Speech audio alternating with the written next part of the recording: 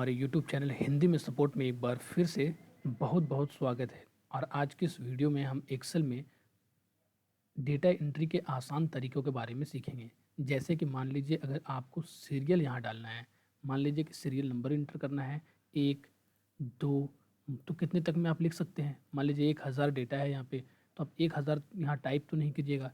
इसके लिए दोस्तों यहाँ पे एक्सेल में बहुत आसान तरीका है। इसके लिए आप 1, 2, 3 या 1, 2 लिख कर इस दो रो को ऐसे सिलेक्ट कर ले, माउस से क्लिक करके ऐसे 2 बार सिलेक्ट कर ले रो को। उसके बाद माउस का क्लिक को छोड़ दें, फिर यहाँ पे आए, फिर यहाँ इस तरह से प्लस का साइन बनेगा। तो ये वाला जो साइन बनेगा इस पर क्लिक करें और क्लिक करने के बाद इसको नीचे की तरफ खींच देंगे। तो इस तरह से जितना नीचे खींचेंगे आप, ये उतना दूर तक का नंबरिंग सीरियल वाइज हो जाएगा। ये हो गया कि आपको सीरियल कैसे करना है। इसी तरह से दोस्तों एक्सेल में एक और तरीका है डेटा एंट्री करने का, जिसमें क्या आता है, मान लीजिए आपको वीक यानी हफ्ता का नाम डालना है, जैसे कि मंडे। ठीक है, मंडे डाल दिए। अब आपको मंडे संडे जितने दिन है यहाँ पे 25 दिन, 23, 24 दिन का मान लीजिए किसी का महीना होता है, तो 24 दिन तक का आपको यहाँ पे वीक डालना है। तो वीक डालने के लिए दोस्तों क्या करना है आपको, ये मंडे डालने के बाद आपको फिर उसी तरह से छोड़ देना है, क्लिक कहीं और कर लीजिए। उसके बाद इस पर क्लिक करने के बाद आपको यहाँ पे प्लस का साइन दिख रहा होगा। उसके बाद इसको ऐसे आप क्लिक करने के बाद आप इसको खींच सकते हैं यहाँ से। तो इस तरह से आप 24 तक यहाँ पे आप ऑटोमेटिक डेटा सारा एंट्री हो चुका है। तो देख सकते हैं आपको मंडे संडे ट्यूसडे इस तरह से एंट्री हो गया है। तो इसी तरह से जिस तरह से 1 2 3 संडे मंडे, इसी तरह से दोस्तों आप यहाँ पे साल का भी एंट्री कर सकते हैं। जैसे कि यहाँ पे आपको क्या लिखना है, सिर्फ JNUARY, सिर्फ जनवरी लिखना है। और यहाँ पे आपको खुद ब खुद क्लिक करने के बाद इसी तरह से आपको यहाँ ड्रैग एंड ड्रॉप कर देना है, खींच लेना है। तो नीचे में इस तरह से आपका पूरा सारा साल आपका यहाँ पे आ जाएगा। तो इस तरह से हम लोग आसानी से डेटा फीड कर सकते हैं। दोस्तों अगर इसी तरह से आप रो इंसर्ट करना चाहते हैं, यानी मल्टीपल रो किसको बोलते हैं, ये जो इस तरह से दिख रहा है हॉरिजॉन्टली, ये रो है और ये कॉलम है। तो मान लीजिए कि यहाँ पे हम मल्टीपल रो इंसर्ट करना चाहते हैं। एक रो अगर इंसर्ट करना है तो यहाँ से क्लिक कर देंगे तो इंसर्ट हो गया। ठीक है, और अगर हमको 5 6 7 रो अगर इंसर्ट करना है तो क्या करेंगे, एक आसान सा स्टेप है। आप जितना रो सिलेक्ट करेंगे, ऐसे सिलेक्ट करने के बाद आपको उसी पे किसी पे क्लिक कर देना है और यहाँ इंसर्ट कर देना है। तो इस तरह से आप रो इंसर्ट कर सकते हैं। और इसी तरह से अगर आप कॉलम को भी चाहें, तो मान लीजिए कि इन दो कॉलम के बीच में 2 कॉलम और डालना है, तो ये देख सकते हैं इन दोनों कॉलम को सिलेक्ट किए, 2 रो और आ गया उसी साइज़ का, यानी इस रो का जितना ये है विड्थ है लगभग उसी थी विड्थ का ये भी आ गया है। तो इस तरह से आप रो और कॉलम को इंसर्ट करा सकते हैं। इसी तरह दोस्तों यहाँ कुछ डेटा फीड किया हुआ है पहले से। यहाँ हम जानेंगे कि डेटा फिल्टर का क्या काम है। यहाँ पे आप देख सकते हैं एक पंचायत है, विलेज है, ग्रुप का नाम है, बैंक का नाम है, ब्रांच का नाम है और अकाउंट नंबर है। और यहाँ पे बहुत सारा ऐसा ग्रुप है और यहाँ पे अलग अलग गांव हैं। तो हम चाहते हैं कि जो गांव, मान लेते हैं यहाँ पे धूलाबनी, तो ये धूलाबनी जो गांव है उस गांव का ही सारा डेटा सिर्फ दिखाएं और कोई डेटा हमको नहीं देखना है। तो इसके लिए ज़रूरत पड़ता है डेटा फ़िल्टर का, यानी डेटा को फ़िल्टर करना। तो इसके लिए दोस्तों क्या है, ऊपर के जो लाइन है इसको सिलेक्ट कर लें और सिलेक्ट करने के बाद डेटा के ऑप्शन में जाएंगे। और डेटा के ऑप्शन में जाने के बाद यहाँ पे फ़िल्टर शो हो रहा है, या फिर होम में भी आपको यहाँ पे फ़िल्टर शो हो रहा है, इस पर क्लिक कर देंगे तो यहाँ पे डेटा फ़िल्टर आ जाएगा। तो अब देख सकते हैं यहाँ पे हमको एक ड्रॉप डाउन लिस्ट शो हो रहा है सब में। ठीक है, तो अब हम जानेंगे, हमने पूछा यहाँ पे कि हमको सिर्फ धूलाबनी नाम का जो गांव है उस गांव का ही डेटा चाहिए। तो हम क्या करेंगे, विलेज में इसके ड्रॉप डाउन पे क्लिक करेंगे, सारे के सिलेक्शन को हटा देंगे। हमको कौन सा गांव का चाहिए, धूलाबनी का।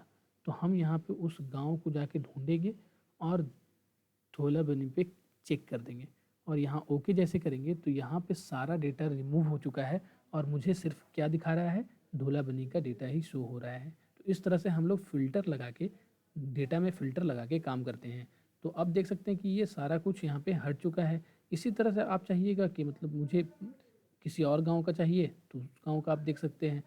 अब आपको क्या करना होगा, पहले यहाँ पे सिलेक्ट ऑल कर देना है अब हमको पंचायत वाइज डेटा चाहिए। ये क्या खोजे हम लोग, विलेज वाइज। इसी तरह से हम लोग अगर चाहेंगे तो पंचायत वाइज भी ढूंढ सकते हैं, यहाँ पे भी फ़िल्टर लगा हुआ है। और हम चाहते हैं कि इस पंचायत में जितना भी डेटा है उसमें दिखाओ, तो इसमें पंचायत को सिलेक्ट करेंगे और यहाँ पे आपको उस पंचायत का सारा डेटा शो होने लगेगा। तो इस तरह से हम लोग, और अगर फिर दोबारा इस पंचायत के अंदर ये गांव का जितना डेटा है उसको दिखाओ, तो ये देख सकते हैं इस पंचायत के अंदर इस गांव का 2 डेटा है। तो इस तरह से भी देख सकते हैं। तो यहाँ पे एक तरीका ये भी हुआ सिलेक्शन का, और इस सिर्फ पंचायत का पूरा देखना है तो इस पंचायत का पूरा डेटा शो हो रहा है।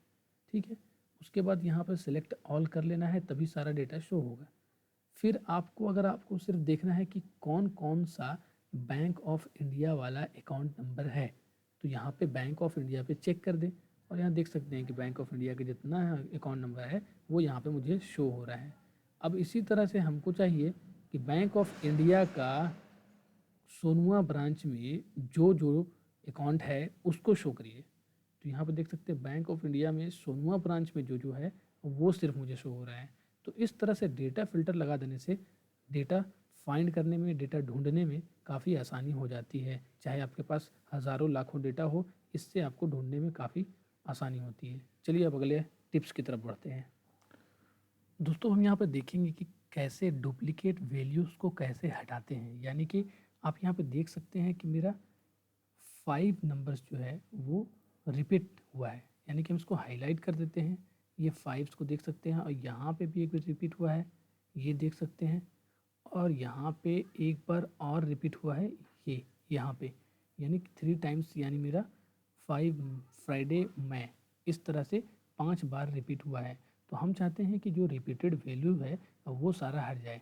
अगर आपके पास 15-20 वैल्यूज़ है तो आप वहाँ से ढूंढ कर हटा सकते हैं, लेकिन आपके पास अगर बहुत ज़्यादा डेटा है तो ऐसे में आपको रिमूव करने में दिक्कत होगी। लेकिन यहाँ पे एक्सेल में सिर्फ एक ऐसा ऑप्शन है जिसकी मदद से आप डुप्लीकेट वैल्यू को रिमूव कर सकते हैं।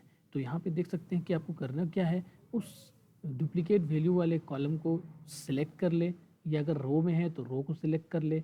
इस तरह से सिलेक्ट करने के बाद दोस्तों को क्या करना है, यहाँ पे आपको डेटा ऑप्शन में जाना है। डेटा ऑप्शन में जाने के बाद आपको यहाँ इस ऑप्शन में दिख रहा है कि रिमूव डेट डुप्लीकेट्स, तो यानी डुप्लीकेट्स जितने भी हैं उसको रिमूव कर दो। यहाँ पे आप रिमूव करेंगे, आपसे पूछेगा कि करंट सिलेक्शन से करना है या एक्सपैंड द सिलेक्शन। यानी एक्सपैंड द सिलेक्शन के माने में हुआ कि इस कॉलम में पूरा, यानी कि इसमें अगर पूरा सेम टू सेम लिखा हुआ है, ये भी, वो पूरा सबको चेक करेगा। या फिर आपका सिर्फ करंट सिलेक्शन जो है सिर्फ उसी में अगर डुप्लीकेट है उसको रिमूव करना है, तो आप इसमें सेलेक्ट करेंगे ये वाला। तो पहले हम ये वाला देख लेते हैं इसमें क्या होने वाला है। रिमूव करेंगे और यहाँ पे बताएगा कि कौन से कॉलम में पूछ रहा है यहाँ, तो हम बोलेंगे कि सभी कॉलम में चेक करो कौन कौन सा सेम है। अगर हम सिर्फ एक कॉलम में देखना चाहते हैं, एक कॉलम में, तो ये दोनों को हम अनचेक कर सकते हैं, लेकिन हमको तीनों में देखना है कौन सा डुप्लीकेट है, उसको हमें रिमूव करना है। तो ओके जैसे ही करेंगे तो यहाँ पे आप देख सकते हैं ये मेरे पास डुप्लीकेट वैल्यूज़ सारे हट चुके हैं। ये हट चुका है, 3 था। और अब देख सकते हैं, इसको वापस लेके आते हैं, देख सकते हैं मेरे पास वापस आ गया ये 3 डुप्लीकेट वैल्यू। इसी तरह से अगर आप चाहेंगे कि डुप्लीकेट वैल्यू सिर्फ इस कॉलम से हटे, ये वाले कॉलम में डुप्लीकेट वैल्यूज जितने हैं वो सारा हट जाए, तो उसके लिए क्या करना है, आपको यहीं पे क्लिक करना है, लेकिन कंटिन्यू विथ करंट सिलेक्शन और रिमूव डुप्लीकेट्स। तो यहाँ पे आप देख सकते हैं मैंने सिर्फ कॉलम बी को सिलेक्ट किया हुआ यहाँ पे, और ओके जैसे ही करेंगे तो यहाँ पे आप देख सकते हैं सिर्फ मेरे पास संडे मंडे से लेकर 7 डेज़ ही रह गए, बाकी जितने भी डुप्लीकेट्स थे सारे हट चुके हैं। इसी तरह से इसको भी सिलेक्ट करेंगे, और यहाँ पे भी अगर आप चाहते हैं कि डुप्लीकेट्स नहीं चाहिए तो आप यहाँ पे डुप्लीकेट्स को यहाँ से हटा सकते हैं। तो इस तरह से सिर्फ 12 ही मंथ रह जाएगा और बाकी जितने भी हैं सारे खुद ब खुद रिमूव हो जाएंगे। तो इस तरह से हम लोग किसी कॉलम या रोज़ में डुप्लीकेट्स वैल्यूज़ को हटाने के लिए इसका यूज़ करते हैं।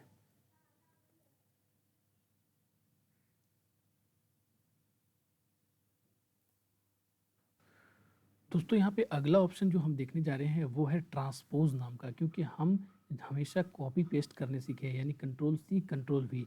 आज हम आपको पेस्ट करने का कुछ ऐसा तरीका बताने वाले हैं जिसकी मदद से आप बहुत कुछ कर सकते हैं एक्सेल शीट्स में, जिससे आपका बहुत ही टाइम बच सकता है।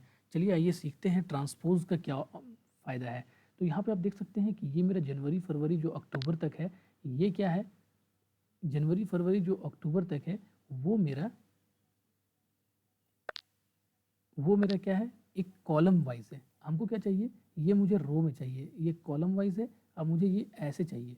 तो मुझे क्या करना होगा, इसको सारा को आपको ऐसे सिलेक्ट करना है जहाँ तक आपको चाहिए, और इसको कॉपी कर लें। कॉपी करने के बाद आपको यहाँ पे जाना है, इसको क्या चाहिए, मुझे रो वाइज चाहिए इस तरह से। तो आपको क्या करना है, इस पर क्लिक करना है यहाँ पे, और यहाँ पे आप देख सकते हैं कि यहाँ ये ऑप्शन है ट्रांसपोज का, ठीक है।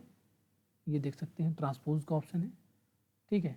अगर आपका पुराना सॉफ्टवेयर है, यानी कि पुराना अगर एक्सेल है, तो आप यहाँ पे एक्सेल पे क्लिक करें तो आपको इस तरह से भी दिखाएगा, लेकिन आपको यहाँ पे ट्रांसपोज का ऑप्शन आ जाएगा। पेस्ट स्पेशल जैसे क्लिक करेंगे, यहाँ ट्रांसपोज आ जाएगा, इस पर क्लिक करके आपको ओके कर देना है। तो यहाँ पे आप देख सकते हैं कि ये वाला ऑप्शन आपका जो इस तरह से कॉलम वाइज था, वो क्या हुआ, आपका रो वाइज हो चुका है। अब हम देख रहे हैं कि यहाँ इसका कॉलम का हाइट विड्थ कुछ और है, इस कॉलम का विड्थ कुछ और है, इसका विड्थ कुछ और है। लेकिन हम क्या चाहते हैं कि सारे कॉलम का विड्थ यकसा हो। तो इस कॉलम को हम इस तरह से सटा लेंगे और इसको एक फ़र्क कर लेंगे। इसका कॉलम का हाइट हम देख लेंगे कि इस कॉलम का विड्थ कितना है, 9.4। ओके कर देंगे और इसको सारे को सिलेक्ट करना है हमको। सिलेक्ट करने के बाद आपको इस पे ऊपर पे ऐसे क्लिक करना है, और क्लिक करने के बाद आपको कॉलम विड्थ पे जाना है, और मान लेते हैं हमको सारे कॉलम का विड्थ मुझे 10 रखना है। तो इस तरह से आप ये एक सारे कॉलम का विड्थ हो जाएगा। तो अब आप देख सकते हैं कि ये देखने में काफ़ी अच्छा लग रहा है कि सारे कॉलम का विड्थ ये एक जैसा ही है, कोई बड़ा छोटा आपको कॉलम का विड्थ नहीं दिखेगा। तो इस तरह से आप कॉलम को भी सजाने का काम कर सकते हैं, और इसी तरह से आप विड्थ को भी, इसका रो का भी, जैसे इस सारे का रो का साइज़ आपको मान लीजिए बहुत ज़्यादा चौड़ा चौड़ा दिख रहा है, बहुत ज़्यादा इसमें गैपिंग दिख रहा है, तो आप चाहते हैं कि नहीं, इस रो का जो हाइट हो, वो रो का हाइट वो 15 हो तो काफ़ी है। तो आप इस तरह से एक साथ सारे रो का हाइट भी कम कर सकते हैं, एक साथ कर सकते हैं। तो देख सकते हैं अब आप कितना अच्छा सा सज गया है। तो इस तरह से आप यहाँ पे संडे जनवरी फरवरी को ऐसे लिख दिए, और हफ्ता का नाम को ऐसे लिख दिए, तो वीक ऐसे हो गया। तो चलिए अब हम आगे की तरफ बढ़ते हैं। पेस्ट, ये तो था कि कॉलम को हमने रो में कर दिया।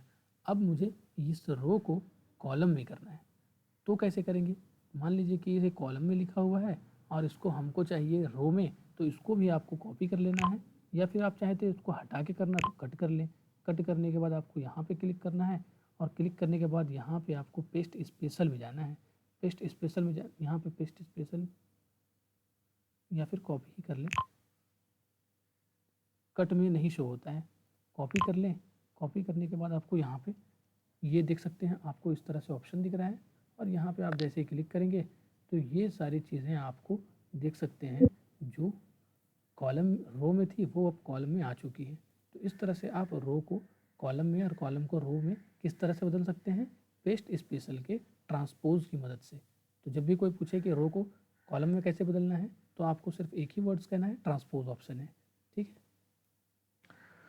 दोस्तों यहाँ पे अगला ऑप्शन जो आता है वो हम देखते हैं कि यहाँ पे फर्स्ट नेम और लास्ट नेम मुझे चाहिए, लेकिन क्या है कि जब हम बहुत सारा डेटा होता है तो देखते हैं कि हम राम प्रकाश गोपाल राव सिंह, यानी कि इसका फर्स्ट नेम और सेकंड नेम दोनों एक ही कॉलम में है, लेकिन हम क्या चाहते हैं कि ये राव जो है ये इस कॉलम में आ जाए। तो हम क्या करेंगे, इसको कट पेस्ट करेंगे। तो अगर 1,02,000 डेटा रहे, 2,000 3,000 डेटा रहे, तो आपको इसको कट पेस्ट करने में बहुत टाइम लग जाएगा। लेकिन एक्सेल में एक ऐसा फार्मूला है जिसकी मदद से आप इन दोनों को सेपरेट कर सकते हैं। चलिए ये देखते हैं कैसे इन दोनों को सेपरेट कर सकते हैं। तो सबसे पहले तो आपको इस जिसको सिलेक्ट करना है उस रो को पूरा सिलेक्ट कर लें। सिलेक्ट करने के बाद दोस्तों आपको यहाँ पर डेटा ऑप्शन में जाना है। डेटा ऑप्शन में जाने के बाद आपको यहाँ पे दिखेगा कॉलम, टेक्स्ट टू कॉलम। तो इस तरह से इस पर सिलेक्ट कर दें, और यहाँ पे डिलिमिनेटेड को ओके रखें, नेक्स्ट करें। और आपके पास क्या है, बीच में स्पेस है। अगर कॉमा के साथ नाम दिया हुआ है, या सेमी कॉलन के साथ, या फिर टैब के साथ, या फिर आपका कुछ और ये है, उसके थ्रू अगर आपका दोनों नाम को ऐड किया हुआ है, तो आप देख सकते हैं कि यहाँ पे हम लोगों का भी जो नाम है, नाम के बीच में स्पेस है, तो हम लोगों ने यहाँ पे स्पेस को सिलेक्ट किया है, ठीक है। तो अब जैसे इस स्पेस को सिलेक्ट करते हैं तो आप देख सकते हैं यहाँ पे आपको दिखा रहा है कि दोनों अलग अलग कॉलम में हो चुका है। तो इस तरह से आप यहाँ पे नेक्स्ट करेंगे, और फिर जाके यहाँ पे फिनिश कर देंगे। तो जैसे ही आप फिनिश करेंगे तो आप क्या देखेंगे कि राम प्रकाश, यानी कि पहला नेम और दूसरा नेम, लास्ट नेम उसका अलग अलग हो चुका है। तो इस तरह से हम लोग फर्स्ट नेम सेकंड नेम को, यानी एक कॉलम में दो नाम लिखा हुआ को अलग अलग करते हैं। तो दोस्तों इसके नेक्स्ट वीडियो में हम सीखेंगे कैसे इस तरह का लिस्ट निकाल के कैसे हम लोग फ़िल्टर करते हैं, इस तरह का फ़िल्टर कैसे लगाते हैं, वो सीखेंगे अगले वीडियो में। तो वीडियो को आप देखते रहें और अगले वीडियो मैं जल्द ही डालूँगा। तो इस तरह के आप फ़िल्टर लगा सकते हैं। मान लीजिए कि इस तरह से अगर आपको नहीं चाहिए और अगर आप किसी और तरीके का इस्तेमाल करना चाहते हैं तो आप उसमें बहुत सारे तरीके से फ़िल्टर भी लगा सकते हैं। वो सीखेंगे हम आगे नेक्स्ट वीडियो में। तो बने रहिए वीडियो में। मिलते हैं इसी तरह के एक और मज़ेदार वीडियो के साथ। तब तक के लिए गुड बाय, जय हिंद।